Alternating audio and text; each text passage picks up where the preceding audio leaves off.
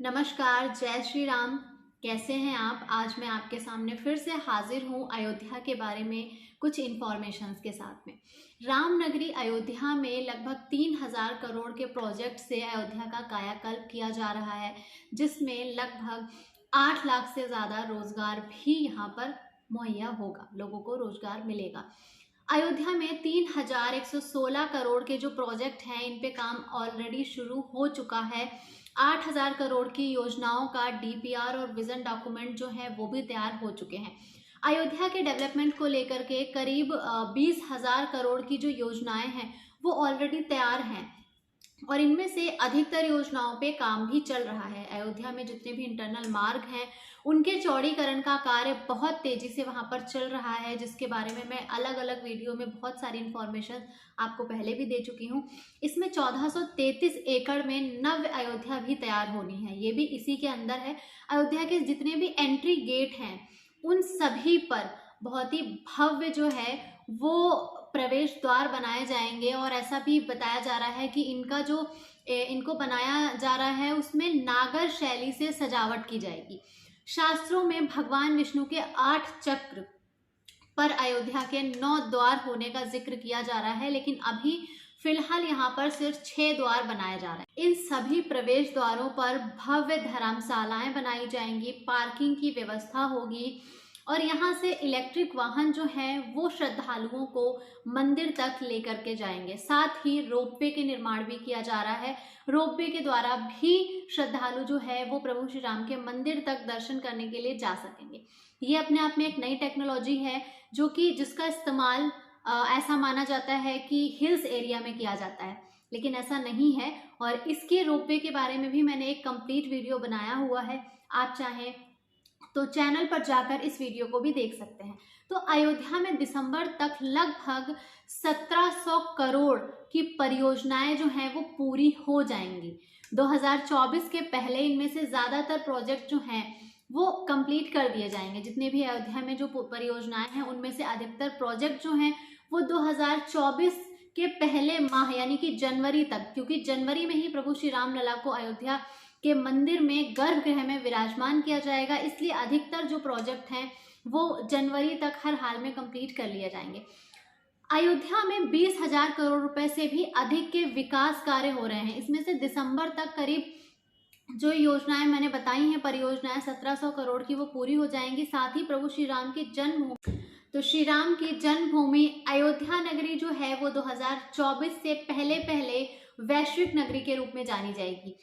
इसके बाद आपको एक बात और बता दूं कि जिन लोगों को ये लगता है कि अयोध्या को वैश्विक पटल पर आने में अभी 5-10 साल लगेंगे, तो ऐसा नहीं है। 2024 में ही अयोध्या वैश्विक नगरी के रूप में जानी जाएगी।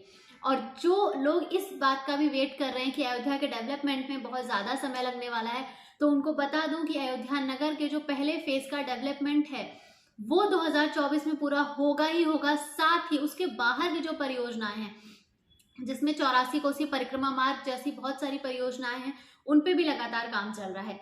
ये परियोजनाएं मार्च 2024 तक पूरी होनी है और अब तक करीब आप मान के चलिए कि 83% जो भूमि है उसका भी अधिग्रहण हो चुका है।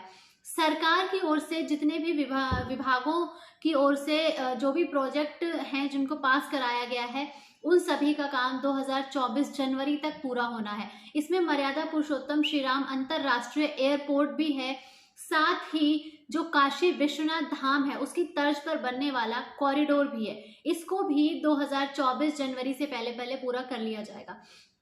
अयोध्या में उत्तर प्रदेश आवास विकास परिषद की ओर से 300 करोड़ की लागत से जो टाउनशिप विकसित की जा रही है ग्रीनफील्ड टाउनशिप के नाम से, ये अपने आप में एक बहुत ही अकल्पनीय प्रोजेक्ट और इस ग्रीनफील्ड टाउनशिप का पहले फेज का काम स्टार्ट भी हो चुका है।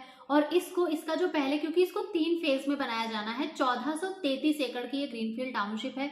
इसमें भारत के सभी राज्यों की एम्बेसी यानी कि दूतावास, उसके अलावा 81 देशों की एम्बेसीज भी इसमें बनाई जाएंगी। इसके अलावा जो हमारे भारत के प्रमुख मठ हैं, मंदिर, ट्रस्ट हैं, उनको भी इसमें ज़मीनें प्रोवाइड कराई जाएंगी और वो ज़मीनें बोली लगाकर यहाँ पर दी जाएंगी। इसके अलावा आवास विकास में जो 10,000 प्लॉट की कटिंग होनी है वो इसी वर्ष यानी कि 2023 मार्च से शुरू हो जाएगी। जिसमें प्रमुख रूप से अयोध्या में जिन लोगों की जमीनें अधिग्रहण में गई थी उन्हें सबसे पहले प्रायोरिटी पर वहां प्लॉट दिए जाएंगे। अयोध्या को वैश्विक नगरी बनाने के लिए भाजपा की सरकार भी पूरा सहयोग कर रही है। National highway authority of India यानी कि NHAI सड़कों के निर्माण पर करीब 12,000 करोड़ रुपए खर्च कर रही है यहाँ पर। साथ ही 84 कोसी परिक्रमा मार्ग के चौड़ीकरण के लिए लगभग 6,657 करोड़ रुपए और 5,924 करोड़ की लागत से लगभग आपका 67 किलोमीटर का लंबा जो है बाईपास बनाया जा रहा है, जिसको आप रिंग रोड के नाम से भी जानेंगे। मर्यादा पुरुषोत्तम श्री राम अंतरराष्ट्रीय जो एयरपोर्ट बनाया जा रहा है उसके विस्तारीकरण के लिए भी लगभग 1175 करोड़। इसके साथ ही श्री राम जन्मभूमि पथ जो कि सुग्रीव किला से लेकर के श्री राम जन्मभूमि तक बनाया जाएगा, इसका चौड़ीकरण किया जाएगा। भक्ति पथ के नाम से श्रृंगार हाट से श्री राम जन्मभूमि तक चौड़ीकरण किया जाएगा। राम पथ के नाम से जो शहादतगंज से नया घाट तक का रोड है उसका चौड़ीकरण किया जा रहा है। अयोध्या बाईपास यानी कि रिंग रोड का निर्माण, 84 कोसी परिक्रमा मार्ग का चौड़ीकरण, NH 27 यानी कि लखनऊ टू अयोध्या या लखनऊ टू गोरखपुर रोड जिसे हम बोलते हैं, उसका भी चौड़ीकरण का कार्य लगभग शुरू हो चुका है। और राष्ट्रीय राजमार्ग 330A जगदीशपुर अयोध्या मार्ग चौड़ीकरण, सालारपुर रेलवे स्टेशन टर्मिनल का निर्माण, पूर्वांचल एक्सप्रेसवे परियोजना जनपद अंबेडकर नगर तक, गोरखपुर लिंक एक्सप्रेसवे परियोजना जनपद अंबेडकर नगर तक, ये प्रमुख रोड हैं। इसके अलावा मर्यादा पुरुषोत्तम श्री राम अंतरराष्ट्रीय एयरपोर्ट जो कि 600 एकड़ की जमीन पर बन रहा है। इसके अलावा 377 एकड़ से भी अधिक जमीन का जो अधिग्रहण है वो अयोध्या में किया जा चुका है। अगर मैं आपको एक बार में बताऊं तो लगभग अयोध्या की जो जमीन है, फैजाबाद को हम इंक्लूड नहीं करेंगे, अयोध्या की जो जमीन है उसका 81% अधिग्रहण लगभग गवर्नमेंट कर चुकी है। और फैजाबाद में भी बहुत बड़े तौर पर अधिग्रहण किया गया है नए प्रोजेक्ट बनाने के लिए। इसके साथ ही एयरपोर्ट के लिए लगभग 101 करोड़ रुपए का प्रावधान है। वहीं पीएम नरेंद्र मोदी ने 250 करोड़ रुपए दिए हैं। सरकार रामनगरी को नंबर 1 धार्मिक पर्यटन डेस्टिनेशन के रूप में भी विकसित कर रही है। एयरपोर्ट का निर्माण दिसंबर 2021 तक पूरा हो चुका था, दिसंबर 2022 तक ये पूरा हो चुका था, लेकिन जो सेकंड फेज का काम है वो फिलहाल अभी वहां पर चल रहा है। 5 एकड़ जमीन पर 40 बसों का संचालन करने वाला एक बस स्टैंड जो है वो 2 साल पहले ही अयोध्या में शुरू किया जा चुका है, क्योंकि अयोध्या में कोई पहले बस स्टैंड नहीं था। एक पर्टिकुलर जगह थी, वहीं पे कुछ बसें रुका करती थी, ऐसा कोई बस स्टैंड टाइप का वहाँ कुछ नहीं था, इसलिए इमीडिएट कंस्ट्रक्शन कराकर ये बस स्टैंड बनाया गया था।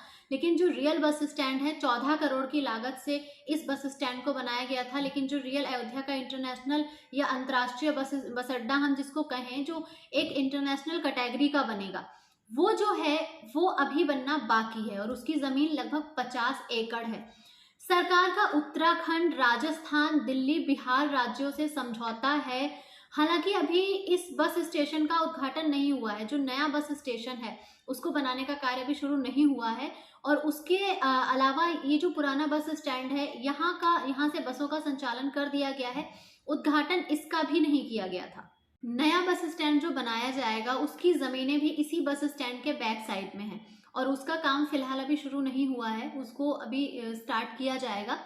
रामनगरी में भारत कोरिया के 2000 साल पुराने संबंधों के साक्षी जो कोरिया पार्क है, शायद आप इसके बारे में नहीं जानते होंगे, लेकिन अयोध्या में ये कोरिया पार्क है। इसके विस्तारीकरण का काम जो है वो भी बहुत तेजी से चल रहा है। ऐसी छोटी छोटी अनगिनत वहां पर डेवलपमेंट के कार्य हैं जिनके बारे में किसी को कोई खबर नहीं है और वो लगातार चल रहे हैं। ये सरयू नदी तट पर कोरिया की महारानी हो नाम का जो है ये स्मारक बनाया गया था और अयोध्या में 210 करोड़ की लागत से एक भजन संध्या स्थल भी तैयार हुआ है। ये तैयार हो चुका है आज की डेट में। धनुषाकार भजन संध्या स्थल जो तैयार किया गया है इसका करीब 90% कार्य पूरा हो चुका है। 10% जो ऊपर का काम होता है वो भी रह गया है। 5000 की बैठक क्षमता वाले इस भजन संध्या स्थल में सांस्कृतिक कार्यक्रमों के लिए लाइट, साउंड सिस्टम, ये सब कुछ लगाया जा रहा है। ये भजन संध्या स्थल जो है यहाँ पर एक साथ लगभग 5,000 लोग यहाँ पर बैठ पाएंगे। और यहाँ पर प्रतिदिन सांस्कृतिक कार्यक्रमों का जो है आयोजन किया जाएगा। एक बार जब प्रभु श्री रामलला वहाँ पर विराजमान हो जाएंगे, उसके बाद ये रेगुलर वहाँ पर होगा। सरयू के किनारे राम की पैड़ी का भी जीर्णोद्धार कराया गया है। करीब 25 करोड़ रुपए की लागत से इस राम की पैड़ी को जो है आने वाले श्रद्धालुओं के लिए आकर्षण का केंद्र बनाया जा रहा है। नए लुक के साथ रेलवे स्टेशन को भी तैयार कर लिया गया है और जल्द ही ये रेलवे स्टेशन जो है वो खुलने वाला है। करीब 80 करोड़ की लागत जो है वो आई है इस रेलवे स्टेशन को बनाने में। इसको पूरी तरह से फ्रंट जो है वो प्रभु श्री राम लला का जो मंदिर बन रहा है उसी के मॉडल पे डेवलप किया गया है। लेकिन जब आप इसके अंदर प्रवेश करेंगे तो आप देखेंगे कि ये पूरी तरह से आधुनिक सुविधाओं से लैस है और अंदर से ये बिल्कुल एयरपोर्ट के जैसा दिखाई देता है और सभी सुविधाएं जो हैं वो भी बिल्कुल वैसी ही हैं। इसका उद्घाटन जो है वो 2018 में किया गया था। स्टेशन बनने में लगभग 104 करोड़ के खर्चे का अनुमान है। यात्रियों के लिए रेलवे स्टेशन इसी मार्च में खोला जाएगा। साथ ही प्रधानमंत्री नरेंद्र मोदी जी ने जब 5 अगस्त 2020 को श्री राम मंदिर का शिलान्यास किया था, तब से रामलला के भव्य मंदिर को तैयार किया जा रहा है। पीएम मोदी ने 2024 जनवरी में मंदिर को उद्घाटन करने का जो एक उनका फाइनल हुआ है कि शायद 14 जनवरी को वो इसका उद्घाटन करेंगे। प्रभु श्री राम के मंदिर के ठीक सामने ये रेलवे स्टेशन बना हुआ है जिसकी हम बात कर रहे हैं। साथ ही प्रभु श्री राम लला के मंदिर में विराजमान होने के बाद भी दूसरे और तीसरे माले का जो काम है वो जारी रहेगा। परिसर का क्षेत्रफल जो है वो लगभग 70 एकड़ के करीब है। इसके अलावा 2025 तक मंदिर का जो पूरा स्वरूप है कंप्लीट वो खड़ा हो जाएगा। 22 करोड़ रुपए से गुप्तार घाट को भी विकसित किया जा रहा है। गुप्तार घाट के बारे में आपने सुना होगा। गुप्तार घाट वो जगह है जहाँ पर प्रभु श्री राम अपने 4 भाइयों के साथ जो है सरयू नदी में गुप्त रूप से विलीन हो गए थे। ये वो स्थान है। 800 मीटर का ये टोटल घाट है और इसके निर्माण का कार्य जो है वो लगातार चल रहा है। इसको भी बहुत ही खूबसूरत बनाया जा रहा है और इसके निर्माण का जो कार्य है वो लगभग अपने अंतिम चरण में है, यानी कि वो खत्म होने वाला है। 1-2 महीने में कभी भी खत्म हो जाएगा।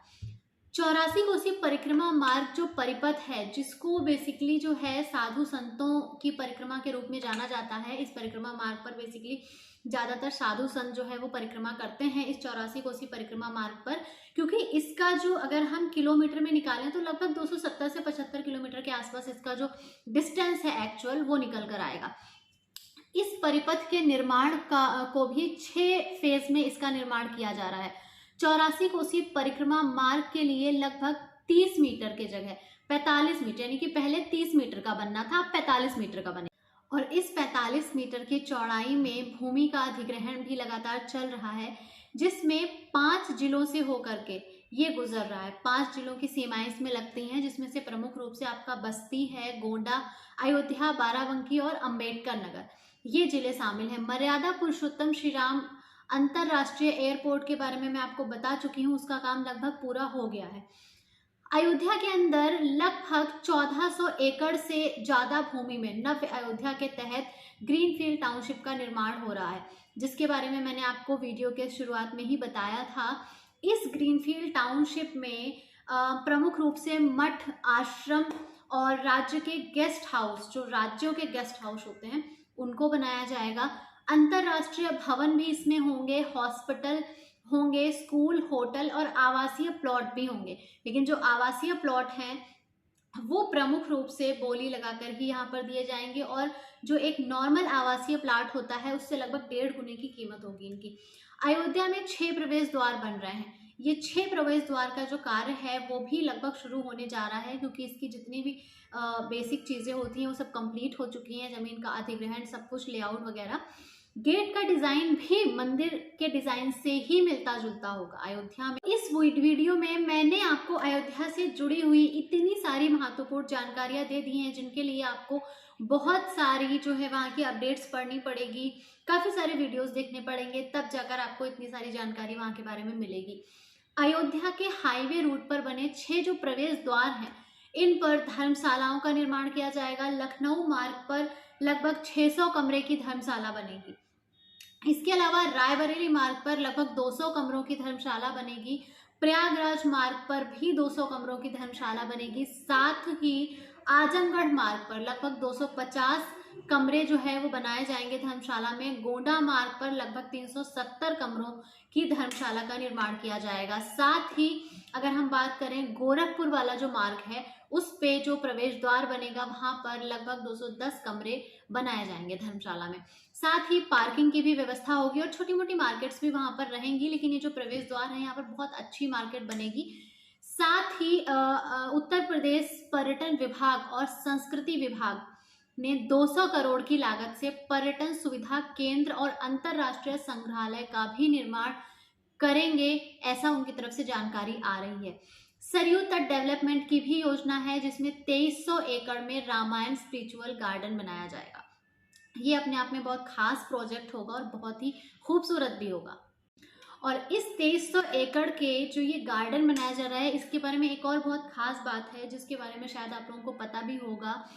ये वही 2300 एकड़ का स्पिरिचुअल गार्डन है जिसकी जमीनें मंदिर के जस्ट बैक साइड में पड़ती हैं। मंदिर जो हमारा बन रहा है उसके पीछे सरयू के किनारे से लेकर के और आपका जो कैंटोनमेंट का एरिया है, फैजाबाद में कैंटोनमेंट का जो एरिया आता है, लगभग वहां तक सरयू के किनारे की सभी जमीनें जो हैं वो इसी प्रोजेक्ट के लिए हैं अधिग्रहण में।